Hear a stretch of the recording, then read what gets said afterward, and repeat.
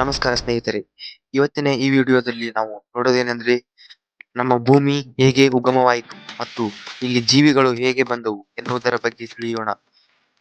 ಸುಮಾರು 4.6 ಶತಕೋಟಿ ವರ್ಷಗಳ ಹಿಂದೆ ಧೂಳು ಮತ್ತು ಅನಿಲಗಳಿಂದ ಕೂಡಿದ ಬೃಹತ್ ಗ್ಯಾಸಿ ಮೋಡ ಒಂದರಲ್ಲಿ ಗಾತ್ರವಿಲ್ಲದ ಗಾಳಿ ಹೆಸರುಗಳಾಗಿದ್ದವು.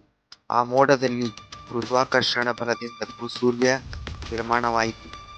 ನಂತರ ಸೂರ್ಯನ ಸುತ್ತಲೂ ಉಳಿದ ಧೂಳು ಮತ್ತು ಅನಿಲಗಳು ನಿಧಾನವಾಗಿ ಸೇರಿ ಸಣ್ಣ ಸಣ್ಣ ಕಲ್ಲುಗಳಾಗಿ ರೂಪುಗೊಂಡವು.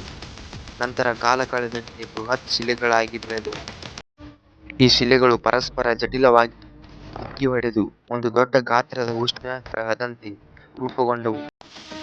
ಅದುವರೆಗೂ ಭೂಮಿ ತುಂಬಾ ಬಿಸಿ ಮತ್ತು ಲಾವಾಂತರಿಕ ಸ್ಥಿತಿಯಲ್ಲಿತ್ತು. ಸಮಯ ಕಳೆದಂತೆ ಭೂಮಿ ನಿಧಾನವಾಗಿ ತಂಪಾಗಿ ಅದರ ಮೇಲ್ಭಾಗದಲ್ಲಿ ಬಟ್ಟೆಯಂತೆ ಚಪ್ಪಟೆಯ ಪದರ ರೂಪುಗೊಂಡಿತು. ಇದನ್ನು ಪೃಥ್ವಿಪಟಲ ಎನ್ನುತ್ತಾರೆ. ನಂತರ ಹಲವು ವರ್ಷಗಳು ಕಳೆದಂತೆ ಭೂಮಿಯ ಮೇಲ್ಭಾಗದಿಂದ ಆದ ವಾಯುಗುಣಗಳಿಂದ ಮೊದಲು ಗಾಳಿ ವಾತಾವರಣ ರೂಪವಾಯಿತು. ನಂತರ ಗಾಳಿಯು ವಾತಾವರಣದಿಂದ ಭೂಮಿಯಲ್ಲಿದ್ದ ಆವಿಯು ಉಷ್ಣತೆಯಿಂದ ನೀರಿನ ಆವಿ ಹೊರಬಂದು ಸೃಷ್ಟಿಯಾಗಿ ಧರೆ ಮೇಲೆ ಸಮುದ್ರಗಳು ರೂಪವಾಯಿತು. ನಂತರ ಸಮುದ್ರದಲ್ಲಿನ ಸುಮಾರು 3.5 ಶತಕೋಟಿ ವರ್ಷಗಳ ಹಿಂದೆ ಸಮುದ್ರದಲ್ಲಿ ಜೀವಿಗಳು ಉದ್ಭವವಾದವು ಎಂದು ನಂಬಲಾಗುತ್ತದೆ. ಧನ್ಯವಾದ.